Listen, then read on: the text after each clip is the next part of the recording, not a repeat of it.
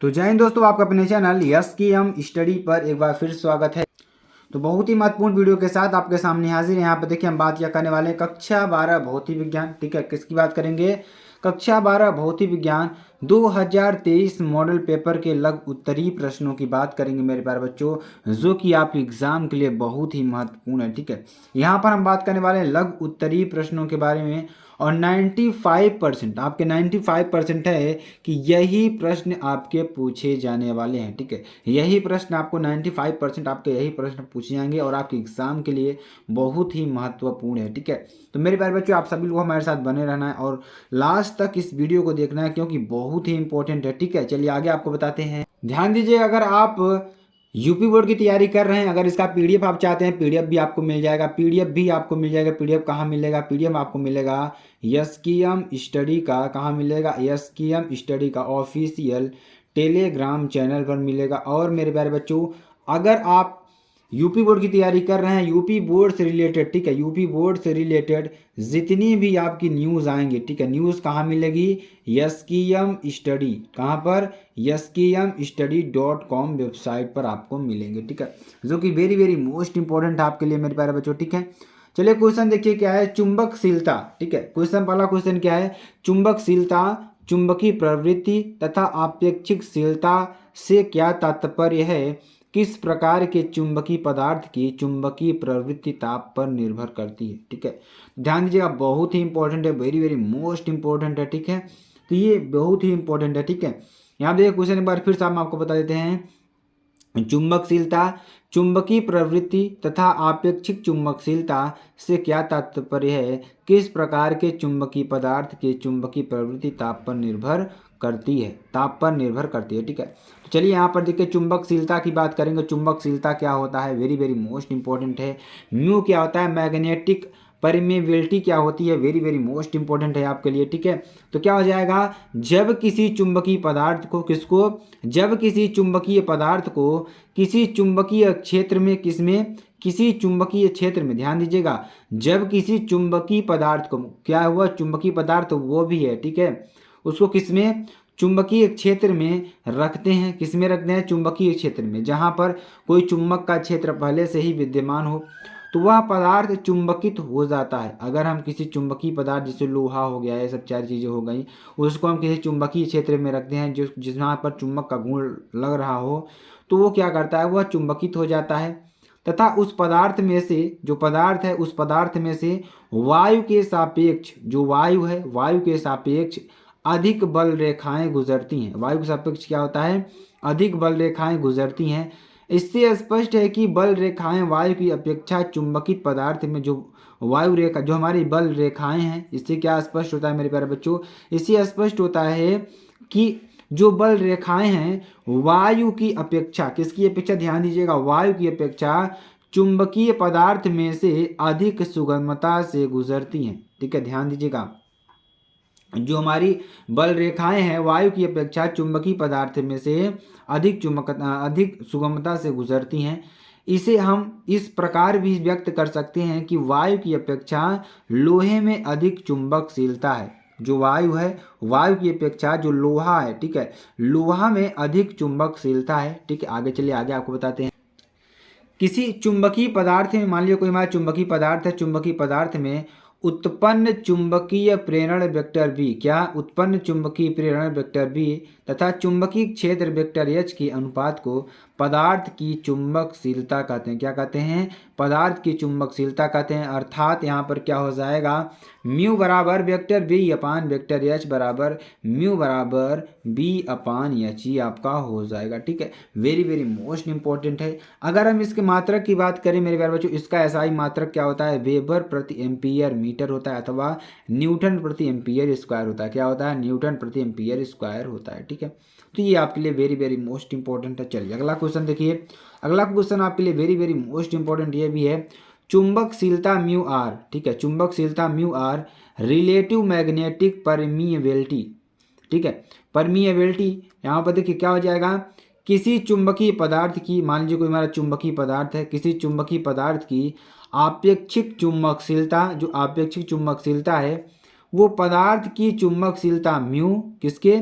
पदार्थ की चुंबकशीलता म्यू तथा निर्वात वायु की चुंबकशीलता μ0 के अनुपात को कहते हैं। ठीक है, तो बहुत ही इंपॉर्टेंट है। ठीक है, देखिए जो आपेक्षिक चुंबकशीलता क्या होती है, किसी चुंबकीय पदार्थ की आपेक्षिक चुंबकशीलता पदार्थ की चुंबकशीलता म्यू तथा निर्वात यानी कि वायु की चुंबकशीलता μ0 के अनुपात को कहते हैं। यानी μr बराबर μ/μ0 क्या हो जाएगा, μr बराबर μ/μ0। ठीक है, यह क्या है, यह बीमाहीन राशि है। क्या है, बीमाहीन राशि है तथा निर्वात के लिए इसका मान क्या है, 1 है। निर्वात के लिए इसका मान क्या होता है, 1 होता है। ठीक है, चलिए आगे आपको बताते हैं।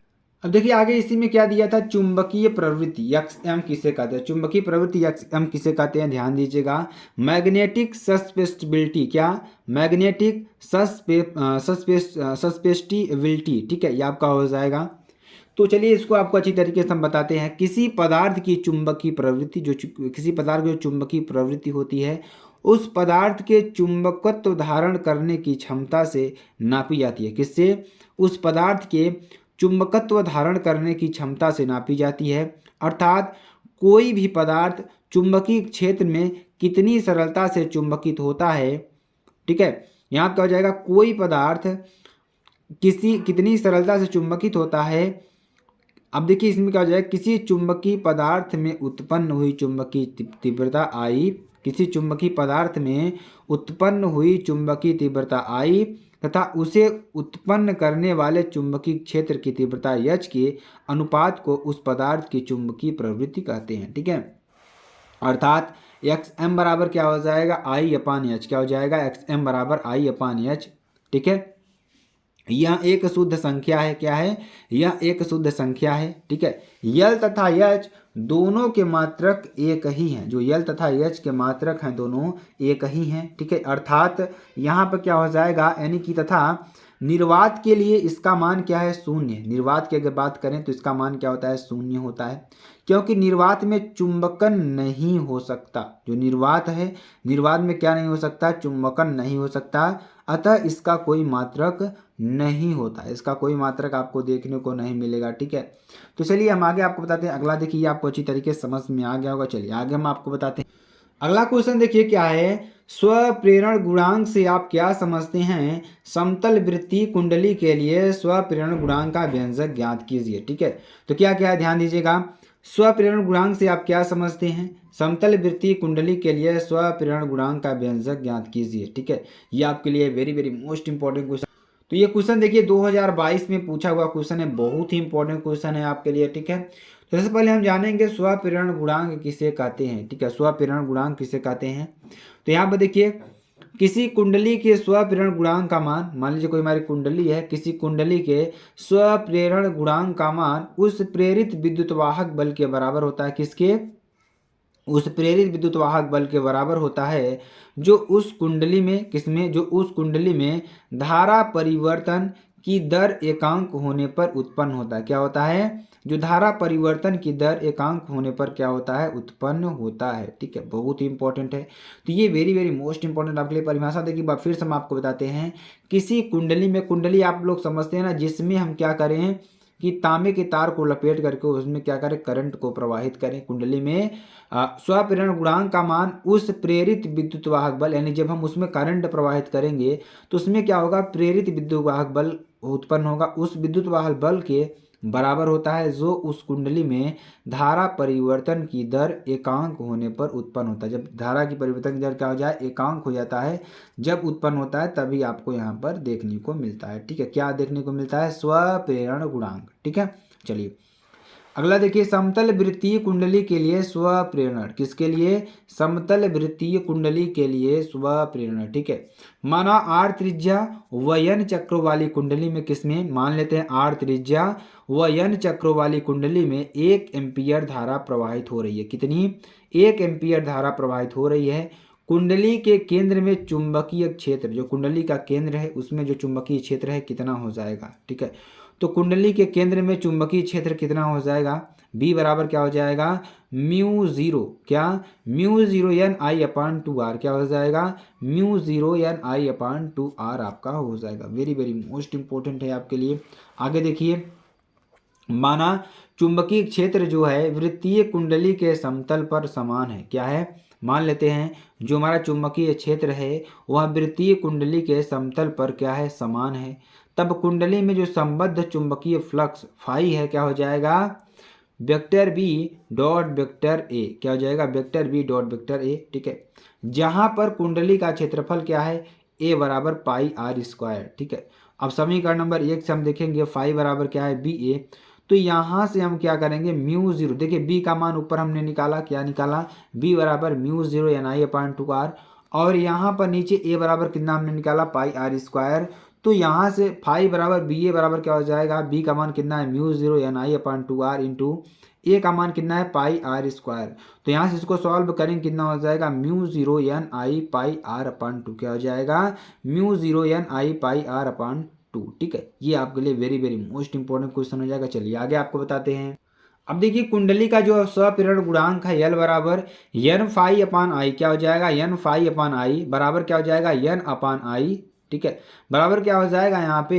N upon i mu zero pi n r upon 2। क्या हो जाएगा? N r i upon 2। ठीक है, ये आपका हो जाएगा very very most important question है मेरे प्यारे बच्चों आपके लिए। ठीक है, चलिए आगे आपको बताते हैं। यहाँ पर देखिए ध्यान दीजिएगा, समतल वृत्तीय कुंडली के लिए स्वप्रेरण गुणांक क्या हो जाएगा? एल बराबर mu zero pi n square r upon 2। क्या हो जाएगा? यहाँ पे हो जाएगा 2। ठीक है, क्योंकि आई से आई नीचे कैंसिल हो जाएगा, कोई दिक्कत वाली बात नहीं, आपका आंसर हो जाएगा। ठीक है, चलिए अगला क्वेश्चन देखिए, भंवर धाराओं से आप क्या समझते हैं? किससे? भंवर धाराओं से आप क्या समझते हैं? चलिए इसके बारे में हम आपको बताते हैं और आपको पढ़ाने का प्रयास करते हैं, बताने का भी प्रयास करते हैं। ठीक है, तो भंवर धाराएं से आप क्या समझते हैं उसके बारे में आपको यहाँ पर बताना है। ठीक है, तो भंवर धाराएं किसे कहते हैं? सन 1875 में, किसमें? सन 1875 में फोको ने देखा, किसने देखा? फोको ने देखा कि जब किसी धातु का टुकड़ा, क्या? जब किसी धातु का टुकड़ा किसी परिवर्ती चुंबकीय क्षेत्र में रखा जाता है, किसमें? किसी परिवर्ती चुंबकीय क्षेत्र में रखा जाता है, अथवा किसी चुंबकीय क्षेत्र में इस प्रकार गति करता है। ध्यान दीजिएगा, बहुत ही इंपॉर्टेंट परिभाषा आपके लिए है, इतना ज़्यादा इंपॉर्टेंट है, बहुत बार एग्जाम में आ चुकी है। ठीक है, तो यहाँ देखिए सन 1875 में फोको ने देखा, फोको नामक वैज्ञानिक ने देखा कि जब किसी धातु का टुकड़ा, कोई हमारा क्या है? धातु का अगर टुकड़ा है किसी परिवर्ती चुंबकीय क्षेत्र में रखा जाता है, किसमें? जहाँ पर जो चुंबकीय क्षेत्र है क्या होता रहे? परिवर्ती होता रहे, तो रखा जाता है। तो अथवा किसी चुंबकीय क्षेत्र में इस प्रकार गति करता है, क्या है? चुंबकीय क्षेत्र में इस प्रकार गति करता है कि उससे जो बद्ध चुंबकीय फ्लक्स में, उससे जो बद्ध चुंबकीय फ्लक्स है, फ्लक्स में लगातार परिवर्तन हो, तो धातु के संपूर्ण आयतन में, जो धातु है, धातु के संपूर्ण आयतन में जो प्रेरित धाराएं हैं उत्पन्न हो जाती हैं। क्या हो जाती हैं? जो प्रेरित धाराएं हैं क्या हो जाती हैं? उत्पन्न हो जाती हैं। ठीक है, ये धाराएं धातु के टुकड़े की गति का अथवा फ्लक्स परिवर्तन का, ठीक है, किसका? धाराएं जो होती हैं, ये धाराएं जो होती है धातु के टुकड़े की गति का अथवा फ्लक्स परिवर्तन का विरोध करती है। क्या करती है? विरोध करती है। इन धाराओं को भंवर धाराएं कहते हैं। क्या कहते हैं? इन धाराओं क्या कहते हैं? भंवर धाराएं कहते हैं। ठीक है, फोको के नाम पर इन्हें फोको धाराएं भी कहा जाता है। जो ये धाराएं हैं मेरे प्यारे बच्चों, इन्हें क्या कहते हैं? अगर ये देखिए, इसको किसने खोजा था? फोको नामक वैज्ञानिक ने खोजा था, इसलिए इसका नाम क्या हो गया?